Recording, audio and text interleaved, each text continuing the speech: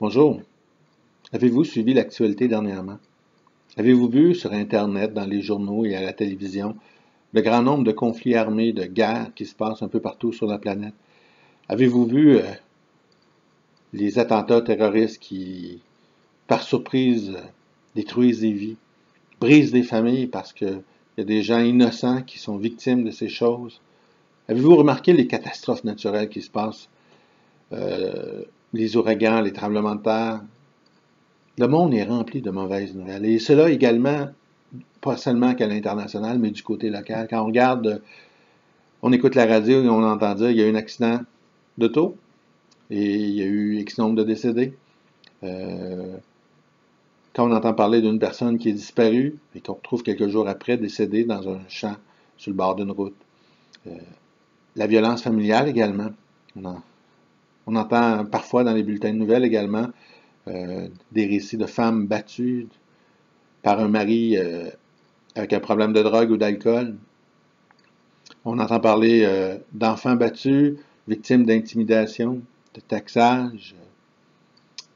Il y a plusieurs enfants qui, à cause de la pression des autres, parce qu'ils sont pris en dérision, ont une très mauvaise estime de soi-même. Et ils envisagent souvent le pire, et ce qui nous amène à penser au taux de suicide alarmant aussi. Il y a beaucoup de gens qui tentent d'enlever à leur vie, qui se laissent aller dans la dépression. Le monde qui nous entoure est rempli de mauvaises nouvelles. Où est-ce qu'on peut trouver du positif? Est-ce qu'il y a une bonne nouvelle quelque part? Bien, je vous dirais que oui, moi. Il y a une bonne nouvelle. Il faut simplement regarder à la bonne place. Pas s'arrêter à ce que les gens vont dire, mais il faut aller chercher la simplicité de la bonne nouvelle. Et la bonne nouvelle, bien, la Bible en parle. Et c'est son message principal. Le mot évangile, qui nous raconte l'histoire de Jésus, eh bien, ce mot signifie bonne nouvelle, justement. Le message de l'Évangile est une réponse aux mauvaises nouvelles. Les mauvaises nouvelles qu'on connaît, qu'on entend particulièrement dans les médias et un peu partout dans notre entourage, illustrent l'état de notre cœur. Mais l'Évangile a la solution. La solution que t'offre l'Évangile, c'est une bonne nouvelle que le monde rejette parce qu'on la confond souvent avec la religion. En fait, l'Évangile, c'est pas du fais pas ceci ou fais cela.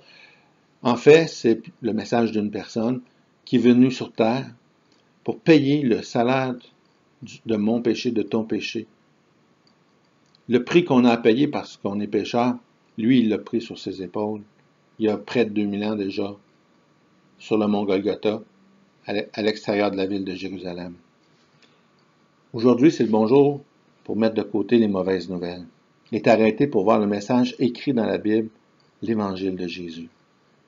Oui, t'en as entendu parler, mais as-tu pris le temps d'aller vérifier par toi-même? Tu ne peux pas te fier à ce que le monde affirme autour de toi.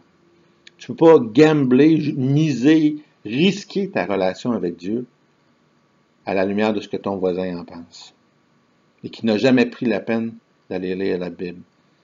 Les gens ont caricaturé dans un coin l'idée de Dieu et s'en moquent énormément, mais allez voir.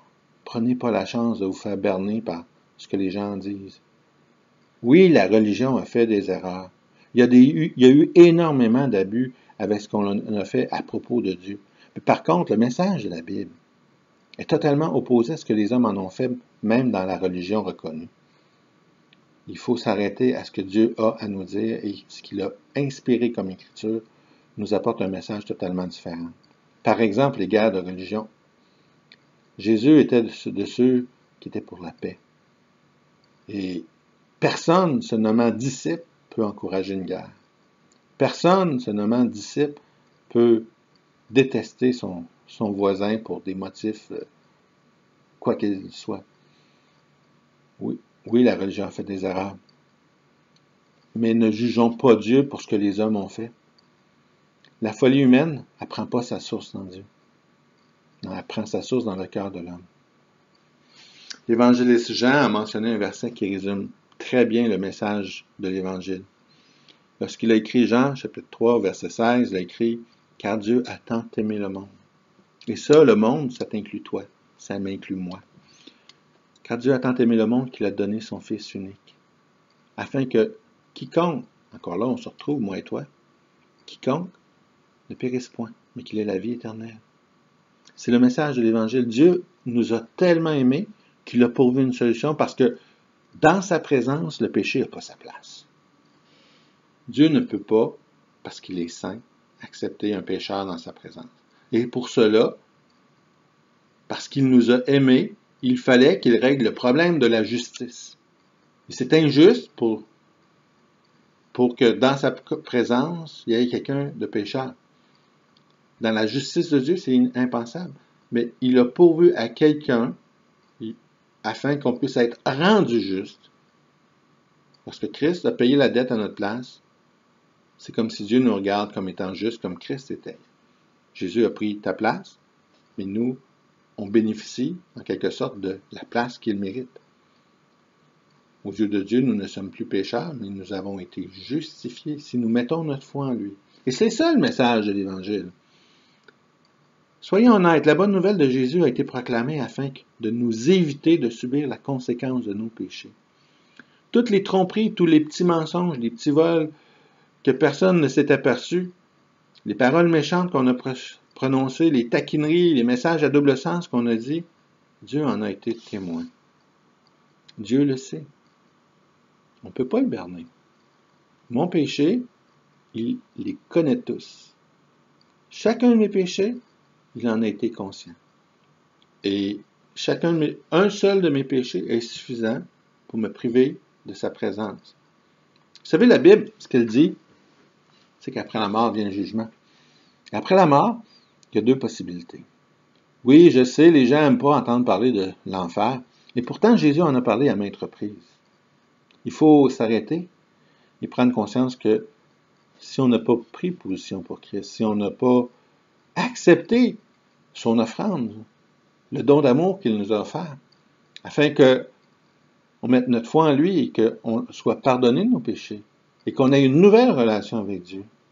Une nouvelle relation intime, non pas une relation religieuse où est-ce qu'on essaie de faire des choses pour gagner notre ciel, non, parce que c'est inutile. Christ a déjà tout accompli à la croix. Non, Dieu a pourvu à ce qu'on ait une nouvelle relation avec lui par l'œuvre de Jésus-Christ. Il remet les livres à zéro lorsque tu passes tu rencontres le Seigneur Jésus, quand tu mets ta foi en lui. C'est ça le message de l'Évangile. Et cela fait en sorte que tu vas voir la vie différemment. Tu vas retenir ce qui est bien. Tu vas apprécier les petits actes de la vie. Tu vas avoir l'espérance que peu importe les temps difficiles, tu ne t'inquiéteras pas parce que Dieu est pour toi un allié. Il va prendre soin de toi et tu le sais. Dans ta foi, à ce moment-là, une fois que tu es venu à Christ, la vie est positive. C'est ça la bonne nouvelle, mon ami. Que fais-tu de Jésus-Christ? Arrête de te fier à ce que les gens disent autour de toi. Et va voir si ce que je viens de te dire est vrai. Ouvre ta Bible, va voir. Fais le test des Écritures. Et tu verras que Dieu a un message pour toi. Et que c'est un bon message. Dieu a des projets pour toi. Et c'est des très bons projets. Dieu ne désire pas ton malheur. Il désire ton bien-être. Viens à Christ. Confie-lui tes péchés. Et avec Jésus, marche avec lui. Cherche la volonté de Dieu et sa justice. Et les autres choses de la vie, Dieu va pourvoir. Mets ta confiance en lui. L'espérance qu'il t'offre est une espérance éternelle. Parce que la vie ne s'arrête pas après la mort. Après la mort, il y a un monde spirituel qui nous attend. Il faut mettre notre foi en lui. Viens à Christ. Et Dieu va faire des miracles dans ta vie. Il va transformer ce qui est négatif en positif. Il va te faire grandir. Il va mettre dans ton cœur une grande assurance. Parce que Dieu est un Dieu personnel qui veut avoir cette relation personnelle avec toi. Voilà la bonne nouvelle que j'avais à cœur de te partager aujourd'hui.